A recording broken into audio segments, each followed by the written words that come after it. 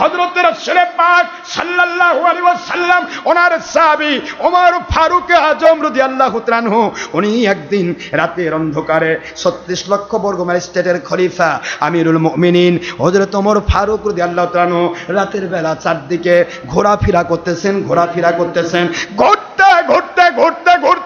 আল্লাহর কুদরতি দয়ায় এমন একটা গোয়ালিনীর বাড়ির কাছে চলে আসলেন। ওই বাড়িতে দুধ বিক্রি হয়। তিনি তার বাড়ির পাশে এসে আস্তে করে দাঁড়িয়ে গেলেন। মুহূর্তের মধ্যে গোয়ালিনী তার মেয়েকে ডাকতেছে, রে মেয়ে তাড়াতাড়ি বের হয়ে যাও, সময় এখন প্রায় শেষ পথে চলেছে, রাত্রি যদি শেষ হয়ে যায়, রাত শেষ হয়ে গেলে আর পানি মিশাল দেওয়া যাবে না। দিনের বেলা পানি মিশাল দিলে মানুষ দেখবে, ক্ষতি হয়ে যাবে। রাতের বেলা তাড়াতাড়ি দুধ দহন হয়ে গেছে, প্রায় 20 লিটার দুধ দহন হয়ে গেছে, এর সাথে আরো 10 লিটার পানি মিক্সার করে দাও, সকালবেলা পানি শালা দুধ দিব, বিক্রি করব, লাভ বেশি হবে। মেয়েটা বলে, আম্মা জান, আমার এই আরব রাজ্য 36 লক্ষ বর্গ মাইল স্টেটের খলিফা হযরত ওমর ফারুক রাদিয়াল্লাহু আনহু আইন করেছেন দুধের মধ্যে বা খাদ্যদ্রব্যের মধ্যে ভেজাল দেওয়া যাবে না।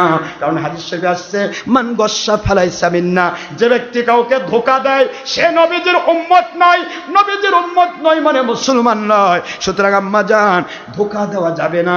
আল্লাহ পাক রব্বুল আলামিনের ওলি হযরত ওমর ফারুক রাদিয়াল্লাহু আনহু সাহাবীদের বর্তমান শ্রেষ্ঠ, তিনি সারা জগতের 36 লক্ষ বর্গ মাইলের খলিফা, তিনি ঘোষণা দিয়েছেন দুধের মধ্যে পানি মিক্সার দেওয়া যাবে না। সুতরাং আপনি এটা কেমন কথা বলছেন? মহিলা বলতেছে, তোমার ওমর কি আমাদের বাড়ির পাশে আসে দাঁড়িয়ে আছে? আসলে কি দাঁড়িয়ে আছেন? আরে বলে বলে না, আছে না নাই? যেখানে বাঘের ভয় সেখানে সন্ধ্যা হয়, রাত পোয়ায় না, রাত হয়। হযরত উমর শুনতেছে মহিলার কথা, মেয়েটির কথা। মহিলা বলতেছে, তোমার ওমর কি দাঁড়িয়ে আছে?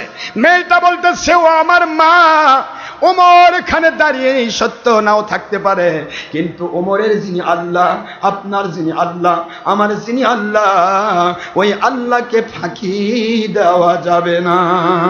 যারা বলুন সুবহানাল্লাহ। পানি মিক্সারে দিতে পারবো না মা। সকাল হয়ে গেল, মহিলাটাকে ডেকে পাঠালেন হযরত ওমর। ওমরের দরবার মহিলাটা যাচ্ছে, আর মনের মধ্যে তার মধ্যে বিশাল বড় ভয় হচ্ছে। মহিলা বলছে, হুজুর, গত রাত্রে যে কথাটা বলছি ওটা আমি ভুল করে ফেলছি।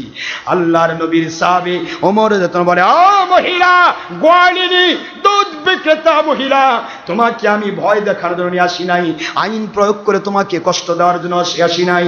তোমাকে ডাকা হয়েছে তোমার ওই মেয়েটা, যেই মেয়ে রাতের অন্ধকারে দুধের মধ্যে ভেজাল দিতে ভয় পায় আল্লাহর ভয়ে।